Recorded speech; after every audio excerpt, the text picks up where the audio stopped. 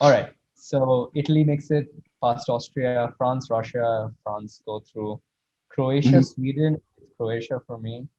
All right. Spain and Spain. Oof, big one. England, Germany. England, Germany. Ah, This is my prediction for my surprise exit early on. It's going to be Germany. So I think England bruh, make it Germany. Yeah, it's you stole my surprise exit.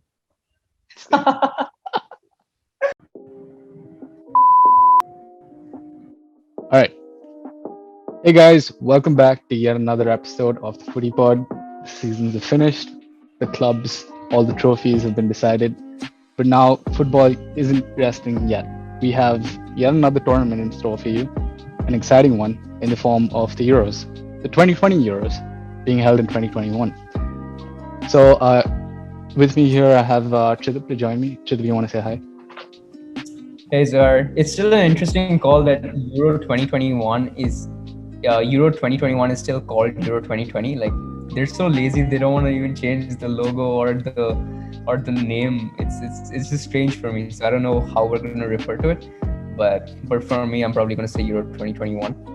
I mean, given the financial circumstances in the realm of football, given how money crazed the owners seem to be recently with the developments of the Super League and everything, I'm not exactly surprised. I mean, everyone's sort of money grabbing, and even with the pandemic, I guess there's not a lot to go around. So I'm not surprised that they did make adjustments to the logos and everything. But at the same time, I can't say that I wouldn't have appreciated it. Like it would definitely would have been like a welcome gesture. It's like a Uh, Photoshop change, man. You just change the zero to a one, and we're done. yeah, pretty much. Speaking of which, the Euros, man, how are you feeling about them? Are you finally excited for some long-awaited international action?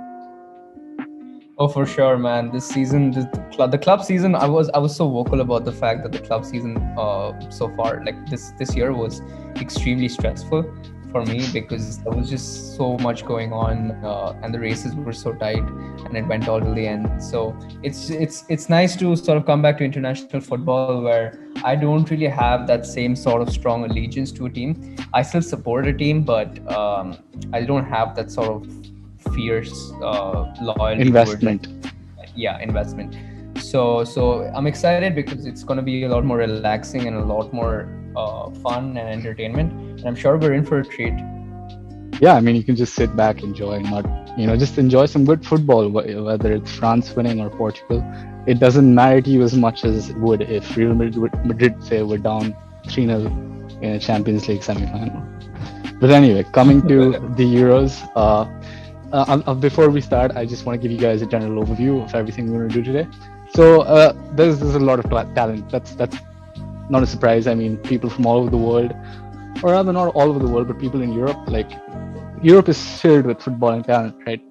So this tournament is going to be an exciting one, and today we're going to go over several aspects of it, including predictions on who the Golden Ball winner is going to be, who the Golden Shoe winner is going to be.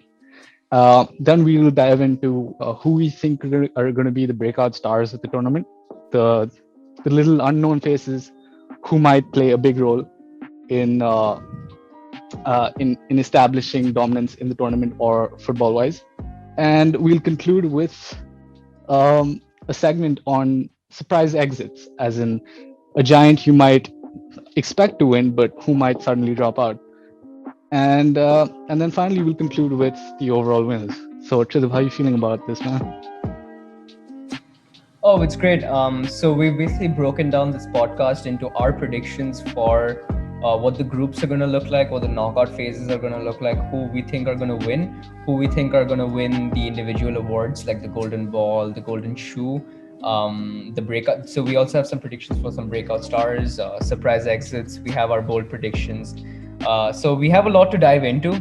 So I'm excited to get into it. All right, cool. So I'm just going to start off right off the bat, and I'm going to ask you straight up, top goal scorer, golden ball winner, who is it? Oh man, you know what? Just to give my decision a little more context, I sort of want to do the group stage decisions first. So Okay. If you I don't guess mind, we I'm can gonna dive get into the groups. Yeah, yeah, absolutely, go for it. all right. So yeah, You guys oh yeah, can I forgot to ask your group stage predictions, right? So the groups all have been decided already, and we know what they are.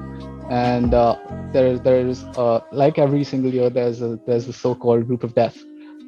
So I'm interested to see who you think makes it out of each group stage. So if you want to show us, go ahead. yeah, so let's get into it. So you can see on your screen some of the all the groups. So this is Group A, and let's get into it. Here are my predictions. So for Group A, I have Italy in first. I have Turkey in second, Wales in third, and Switzerland in fourth. Okay. Really, you Italy think in you first. think Turkey is going to finish above both Wales and Switzerland? I mean, the Swiss have a pretty good team. Yeah, you know what? I'm gonna put Switzerland above Wales. Oh man, this is tough. Like, so the thing is, I think Turkey's probably gonna finish in second because they have a really good defense. So I think their qualifying campaign for the World Cup has been really good in that respect. So they've kept a lot of clean sheets. Someone like Soyuncu has been really strong for them. In attack, they have the likes of Hakan Çalhanoğlu and Burak Yilmaz. So these are top players, and I expect them to deliver for Turkey. Whereas for Wales, they've just been a team who sort of been depending on individual moments. So I think yeah, I'm gonna put Switzerland above Wales, um, and this is what Group A looks like for me. All right, that's a Moving surprise on in to Group. itself, considering that Wales have the Okay. likes of Gareth Bale and Daniel James on the team. So that's Uh, interesting. Yeah, move on. the man who's better than Mbappe, Daniel James, of course. Yeah, yeah. Everyone knows that Daniel James is better than Mbappe. There's no surprise there. Oh yeah, for sure. All right, Group B. I think I think this is actually already pretty accurate. Belgium first, Denmark second, Russia third, Finland fourth. Um, All right, I'm yeah, gonna I let think you roll with this, but yeah, I won't comment on anything right now, but I'll let you finish. yeah, I think Group B is already pretty accurate. So you want to get your comments in now? Oh, sure. I think this overlaps slightly with what I was about to say a little bit down the line in the pod, but I think we're gonna have a surprise qualification here in the form of Russia. So I say that Russia qualifies over Denmark. Yeah, I mean that's entirely possible. You walk us through it during your predictions, okay? Yes, So precisely. yeah. All right, Group C. Oh man, I think this is settled as well. Netherlands Netherlands, third, Austria Austria. second, Ukraine third, North Macedonia fourth. I think this is a no-brainer. Yeah, I Austria, don't think I can disagree with you here. This on the app. yeah. Group D. You know what? I think this has already been done. I think I already did this before, so I think the Ah, groups are all done according to what I think will happen. all right, So fair enough. Just walk us through your reasoning. yeah. So Group D, I have England in fourth, Croatia second. I have Scotland in third above the Czech Republic because Scotland just have more talent. So they have the likes of Andy Robertson, Che Adams, Kieran Tierney. They also have Billy Gilmore in midfield, Scott McTominay. Overall, a better team than the Czech Republic. I don't know if you watched Croatia's recent friendly against Belgium, but they were pretty good in the first half, but they dropped off in the second. Croatia played their full strength 11. The 11 I expect they're going to put out in their opener against England. So it was a fairly strong 11, but I think Croatia is going to have problems scoring because they don't have like some Mandzukic anymore. They have a new striker called Petkov or something like that. I'm not entirely sure. So I don't think Croatia is going to score too many, but I think the likes of Luka Modric are going to be able to drag their team over the line into second. I don't think they make first just because England have the talent, man. England's side right now is just really really good. Yeah, but I recently watched one of England's friendly games. I think it was the one that Marcus Rashford was captaining, and I think it was against Ukraine. I'm not entirely sure, but they didn't seem to have the attacking potency that one would assume looking at the team sheet. Like I looking mean, at the they team didn't sheet. have Kane. Come again? They didn't have Harry Kane. Harry Kane comes back. You probably have someone like you. I mean, the entire team changes, right? You have Mason Mount coming back. You have it's just a lot more structure once all. I mean, the last friendly that Marcus Rashford captained. I'm not sure which team either. It was a very experimental 11 put out by Gareth Southgate. So, All right, all right. yeah, Fair point. Moving on. yeah. Group E, I got Spain in first, Sweden second, Poland third, Slovakia fourth. I think Sweden have a lot more talent. I mean, it's gonna be a battle for second between Sweden and Poland. But I think Sweden have more talent. They have the likes of Alexander Isak, who's been very good. I don't think Zlatan made it back. He got injured, obviously, so he got made it back. But they also have the likes of Emil Forsberg, who's been really good in recent seasons. So I'd give them the edge over Poland, and I expect them to finish second behind Spain. Also, you know what? In light of recent developments, I think Spain is also going to have a hard time qualifying in first. I think they do qualify, but I wouldn't be surprised if they finish second, right? Because their entire team's gone into quarantine because of the Busquets um, positive COVID test. So and they've like asked a bunch of new recruits to come in, none of which include a Real Madrid player, by the way. So it's absolutely absurd from Luis Enrique. I don't understand the decision, but Yeah, it I is would have what it thought is. that he would bring in Sergio Ramos at least. So I would expect him to at least bring back Nacho. Like Sergio Ramos, I understand because he's been injured. I mean, even then, I don't really understand it because he said he'd rather have 24 players than 26 and not have Ramos and Nacho in there and have Eric Garcia over both of them, which is just absurd. Ramos is even now is probably a better defender than Pau Torres and Aymeric Laporte, and he offers better leadership. So I don't understand that decision at all.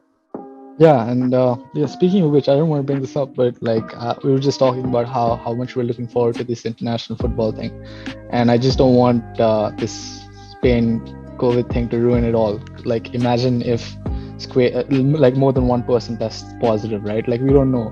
Busquets may or may not have passed on the infection to someone or to one of his teammates or all of his teammates, and watching such a talented Spain side get sidetracked completely because of the virus, it's just mildly infuriating if that were to happen.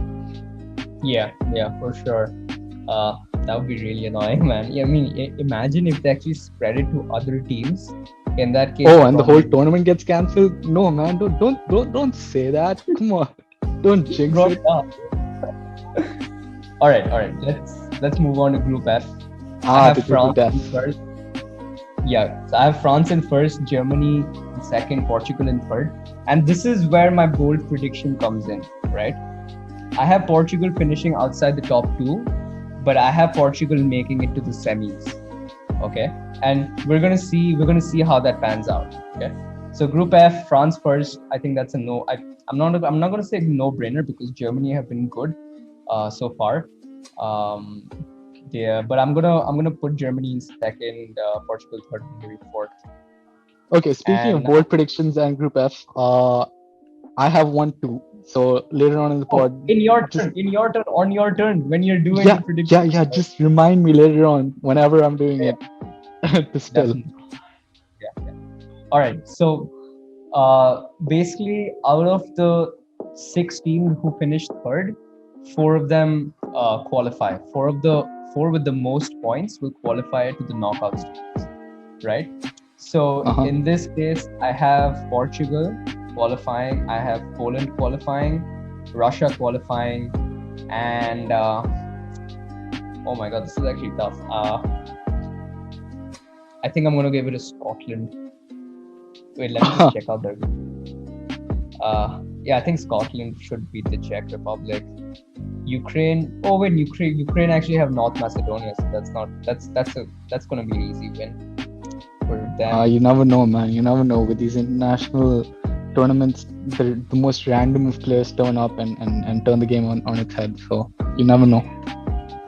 maybe, yeah. But North Macedonia have been like the pushovers in the tournament so far. So I don't know, man. I'm gonna go with these four for now. And so yeah, that's my predictions for the groups. Let's move on to the knockouts. So we All have right. Belgium versus Portugal. Wait, what? This is not supposed to be it. Um, Wait. So then my bold prediction for Portugal goes out of the window because I had Portugal in a different position. Yeah, my bold prediction for Portugal goes out of the window. Oh, All you right. didn't expect them to match up against Belgium in the round of 16?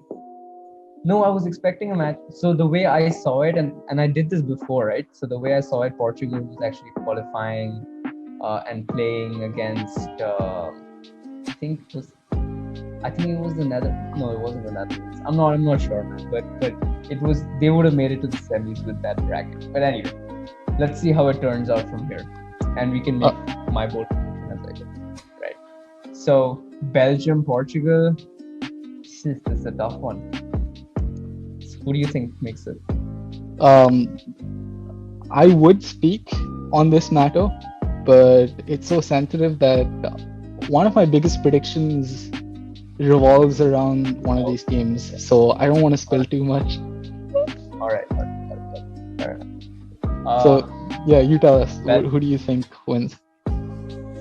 Belgium, Portugal. I think with the return of Kevin De Bruyne, I think Belgium have they just shave it. So I think Belgium takes it for me against All right, Portugal. all right. Italy, Austria is a no-brainer. Italy takes it for me. I'm being so Another no-brainer. disrespectful. Yeah, what if there is a viewer out there who just happens to be from Austria, right? What if David Alaba himself is watching our podcast at this very moment? Think Oh about that, man, Chidab.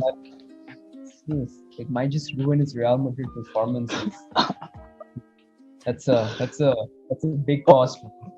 Or like if it might just put him at a sort of in the I got to prove something to this guy kind of a mindset, thereby Oh yeah. boosting his performance for Real Madrid and So Austria. So I'm gonna click Italy so many times. Oh, there we go. Alaba, you better get motivated for this, man. Just at the moment to make it past England and the talent that they have. So England makes it for me, and Netherlands, Denmark. I think Netherlands make it past Denmark yeah, then. And now we gotta get back to face reality and get back to what we've been putting off. precisely. Belgium, Italy. This is tough, bro. Hmm. I'm not gonna comment. I'm just gonna make you let you make your own decision. So go for it. Yeah, leave me out in the wild. Uh, the thing is, Italy's got a good defense. Belgium have a good defense. Italy's attack isn't great. Belgium's attack is good, but Italy's defense is also better than Belgium. I'd say centrally yes, but on the flanks not so much. Timothy Castagne has been a real bolster to Leicester, and I think he might do the same for Belgium.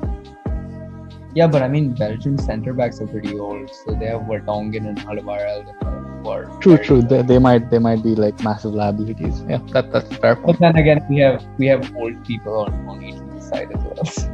Yeah, Italy is an aging squad. I mean, if Bonucci and Chiellini are the ones starting, I mean that pretty much speaks for itself. I think. Yeah. Um, I'm gonna go with Belgium for this, and you can tell from choices, you can tell that I'm supporting Belgium in Yeah, this tournament. Yeah. yeah. I think So that's I'm pretty gonna transparent. yeah. I'm a little biased here, so I'm gonna go with Belgium, but Italy have just as good a chance. Netherlands have actually made it so far. They made it pretty far. Yeah. So it's actually pretty good. Look, England, Netherlands. I think England make it. Okay. France, Belgium. I think France goes through. I also think that this could be counterproductive to France. I think that since there's so much of expectation on them, that they might just like the winner's curse strikes and they might not even make it past the groups. Like it's happened. Like in the World Cups, it's happened. and we might see it again. But I have France to go through against Belgium. I think the Benzema factor, along with Mbappe and Griezmann, it might prove too much for a lot of teams, and it might prove too much for Belgium in this case. So I have France versus England for my Euro In the 2020 final. winner. Yeah, in the final. So both France and England make it. Yeah. For my Euro 2020 winners, can I get a drum roll, please? Okay, yeah. And I got France. that's I had a feeling you'd say that. Yeah, I got France. I just want to see how the English media react to this. Not my prediction. If England go to the final and then muck it up, like it's gonna be a fest for all of us who love watching the toxic English media sort of go riot on their national teams. It's just fun. Yeah, sort of like an England version of Arsenal TV. So yeah, for sure. Yeah. Also, I just wanted to amend what we said earlier. England didn't win against Ukraine. They won 1-0 against Romania. Ukraine actually lost 7-1 to Germany. So a few people might be reminiscent. Sorry? No, I think that's Latvia. Oh yeah. Then who did Ukraine lose to? Never mind. Yeah. So my point is that Germany pulled off a 7-1 against Latvia, and Latvia is no Brazil, but I mean that's still impressive because I didn't expect that. Okay. All right. Well, these are my predictions. I'm gonna move on to the more individual aspects of my predictions. So we have the teams and the overall winners predicted here. For me, for my golden ball winner, so for those who don't know, the golden ball is awarded to the highest scorer of the tournament, and the golden shoe is awarded to the MVP of the tournament, and it's rarely ever given to the same person. Okay. All right. So for my golden ball winner, I have Italy's Ciro Immobile over here. I think the fact that Italy have the easier group and they have a comparatively easy fixture in the round of 16 against Austria, according to my predictions, means that Ciro Immobile gets the nod for me. I think he's been in good form as well. I think he gets the golden ball for me. For the golden shoe, this has just been based on my predictions. For my golden shoe winner, I have Harry Kane. So I think Harry Kane is. Wait, why do I have Netherlands here? Okay, there we go. Yeah. So for my final, I have France versus England. I think Harry Kane's going to play a massive role in getting England to the final. So I think he's my man for the MVP, and I think he wins the golden shoe. For my breakout stars, here are a few names that should be pretty interesting. So firstly, I have Jason Denayer, who is a defender from Lyon, and he's also a starter for Belgium, so that should be interesting. Jason Denayer is a breakout star for me, followed by Jude Koundé. I've been very vocal about the fact that Jude Koundé is an absolutely top player.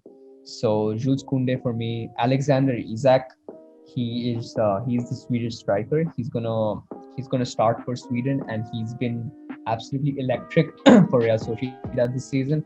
So I think he's another one of the breakout stars for this Euros.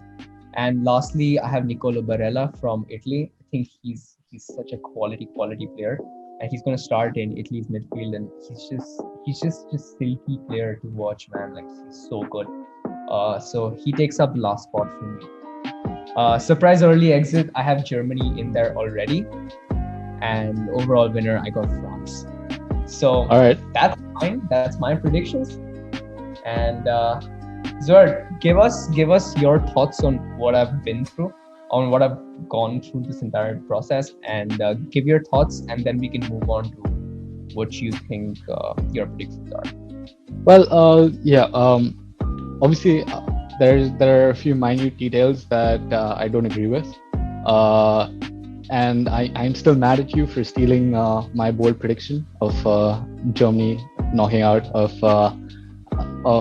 the tournament. But other than that, I think you and I will have a few discrepancies in terms of who makes it out of the group stage, in terms of positioning in each of the groups. And as far as breakout stars as well, I'm not going to say who right now, but I made a list of 4. and out of the four of them, you stole two of them again. So yeah, let me get started on the group stage, man. All right, let's go. Tell me, and I Okay, will order accordingly. Go for it. all right, thanks, my man. So in the group stage, I'm going to make a bold prediction, and I'm going to say that Italy clinched top spot, but That's not bold. um, no, the bold part comes now in the sense that I say that Wales comes second. Oof. Okay. Who's third and Uh, fourth? Switzerland are third, and Turkey is fourth. Okay. So This is yeah, actually so what I had the first time I made this. ah, okay. I know Wales haven't had the best run of form, and they've depended solely on individual performances from one or two people. But I think that they might amalgamate better when it comes to the actual thing. I don't know, just a gut feeling. So moving on to Group B. So for Group B, I know you're favoring Denmark. Sorry, I know you're favoring Belgium, but I just again I had a difference in opinion when it came to second spot. I think Russia takes second spot, and Denmark finishes third. Okay. Cool. Moving on to Group. Also keep in mind that the third places, like of the 6 teams who finished third place, the team who finishes third with the most points go through. So 4 of those 6 teams go through depending on the total number of points that they've accumulated. So Yes, keep yes, that I'm aware of that. Yeah. Yeah. All right. Group C. All right. Netherlands, Australia, Ukraine. Okay, this is the one group I 100% agree with you. I'm not going to change anything here. Group D wise, I actually think Croatia finishes first, and England barely make it through. And so Croatia 1, England 2, and Scotland. The rest is pretty much the same. Last group, I mean Group E. My bad. So Spain have a depleted side, and well, Sweden they're nice, but for some reason I'm thinking that Poland makes through because of the likes of Lewandowski and Blaszczykowski. So I'm gonna say Spain first, second Poland, and Sweden third. Even though Sweden do have a good defender in the form of Victor Lindelof, I think Poland make it through. I actually don't think that it's even a bold. I think it might be a popular bold decision at this point, given Spain's COVID season, to say that Spain might not even make it past the group. I think that's actually a possibility at this stage. That's up in the air, no pun intended, and depend, like, who knows? I mean, the rest of the squad might be absolutely fine, and then Busquets might recover in time for him to make a comeback. But if it's not, then it's going to be a really sticky situation for Spain. Okay, yeah. Moving on to Group F. The group of death. All right, so you put Germany third in this one, right? I'm putting Germany. Yeah, I'm putting Germany third in this one, and I'm saying that they barely clinched third. I'm saying, I'm saying even the likes of Hungary give them a tough time. So yeah. Next group. Man, really discrediting Germany here, man. They haven't been in the best of form. I mean, they annihilated Latvia, but I'm not seeing the consistency, man. Okay, all right. Germany in third it is. All right, there you go. Okay. Which team land up with the most points among these 6? Okay, Germany makes it, Sweden makes it, Scotland makes it, and Switzerland makes it. Okay. All right, that's my prediction. So let's move on to the next round. Moving on to the knockouts. This is when it starts getting interesting. Yeah. Okay, but so you had a difficult decision in front of you, but I have a pretty easy one. I mean, Belgium, Sweden. No. You're gonna have the same decision I had. I had Belgium, Italy in the next round. You're gonna probably have Belgium, Italy. Oh yeah, so that prediction right there takes care of 2 of my predictions for this round. So put down Belgium and Italy, please. Belgium, Italy. All right. Okay. Okay. So the decisions to be made in the round of 16 aren't exactly difficult. I'm saying France goes through above Switzerland. Unfortunately for Switzerland, they don't have anyone in the caliber of, I don't know, Roger Federer in terms of football. So they're going to have to rely heavily on Granit Xhaka, which I don't think is going to be enough. Um, England, Poland. This is an interesting one because uh, England they're capable of winning this thing, right? But if they have one bad performance in the knockout stage or one stale performance, we might just have to kiss them bye bye. So and I think it might come against a team that we were not expecting. So everyone looking at this fixture would probably think that given England's squad, they would completely breeze through this fixture, like no problems. But I don't think. I think it's going to be tight. So, but I'm still going to give it to England. So England makes it, and Poland doesn't. Spain, Scotland. I think Scott McTominay is an insane player, but I don't think he compares to the midfield of Spain yet. And I emphasize on yet. So Spain. Croatia, Portugal. That's not actually difficult because Croatia is relying. Come again? Croatia, Portugal, Netherlands, Germany. These two are actually very difficult.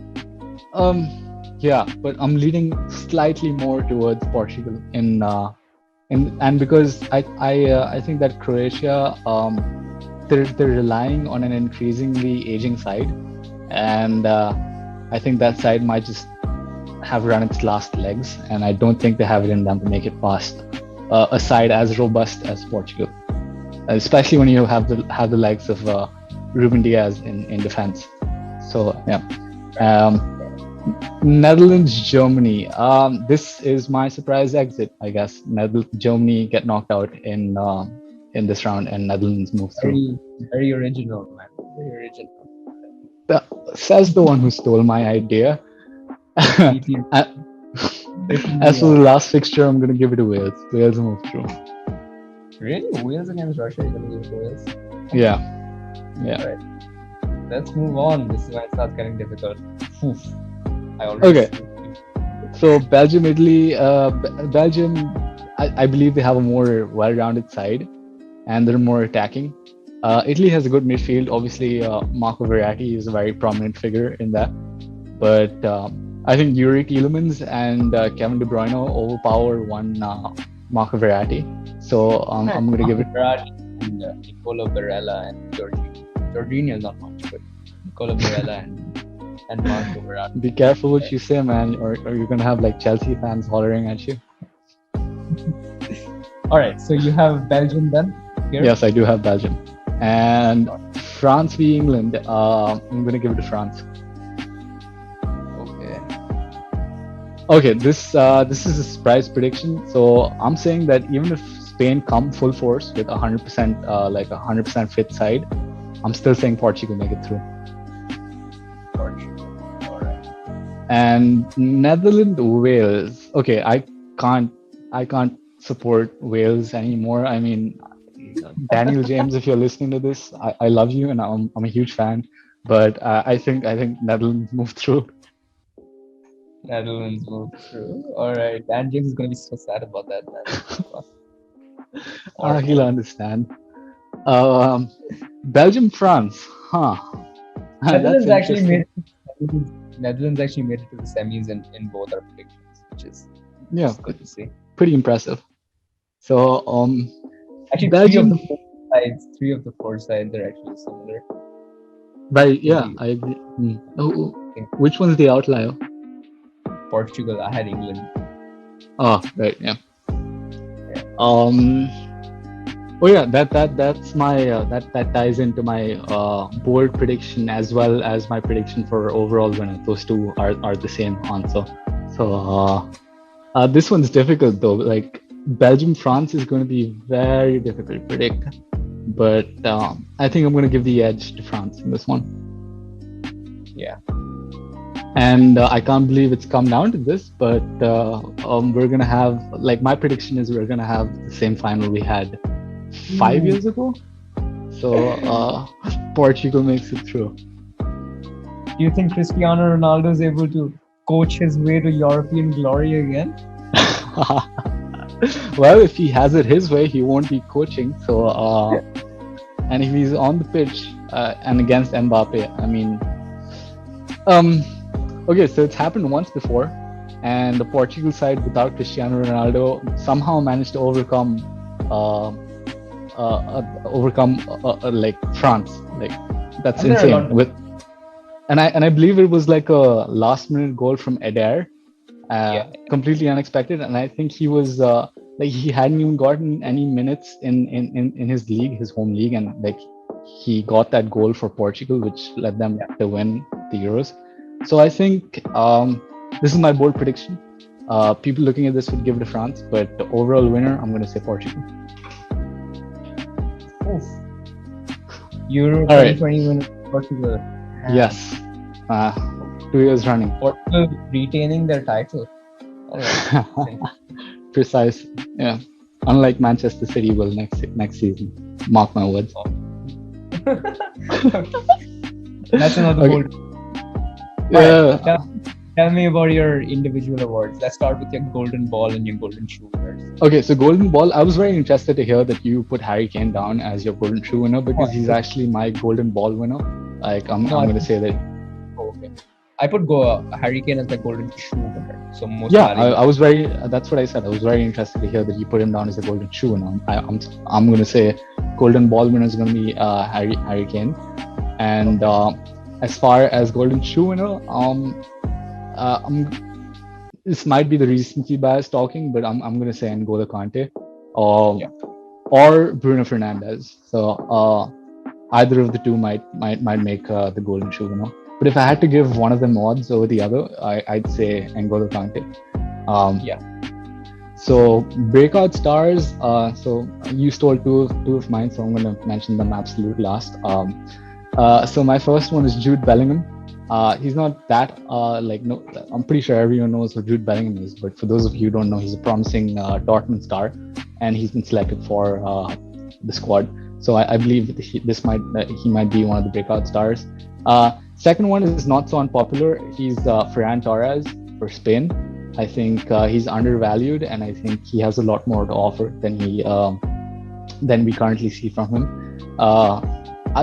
I wrote down a fifth name.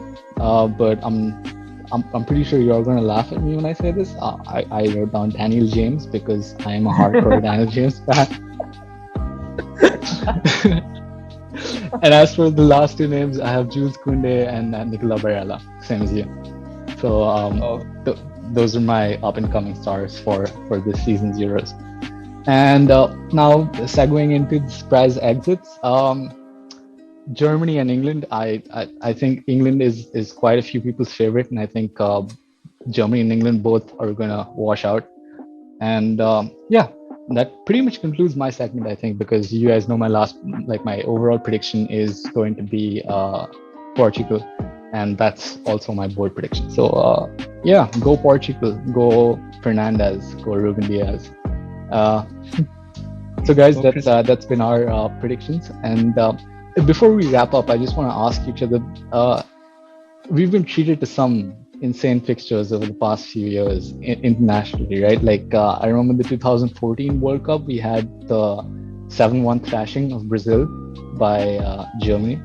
So do you think we'll see something like that again in any of the fixtures?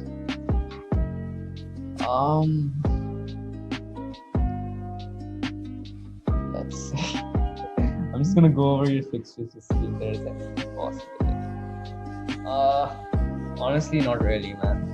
I think after COVID, every player is gonna come into this Euros tournament with a certain degree of fatigue, which is gonna make teams set up in a lower block, and in lower blocks just don't really concede all that many. So I just don't see that happening this time around. All right, that is a fair point, but yeah, I kind of agree with you. I don't think we'll see any complete washouts. I think it's going to be fairly even, and that we're going to see quite a few matches that involve 1-0 victories over the other, and probably multiple of them are going to go to penalties. Well, anyway, thank you, Chidab, for joining me today on this episode. For our viewers out there, thank you. If you stayed till now, drop a like on the video, subscribe if you want more content like this, and we will catch you in the next one. Peace.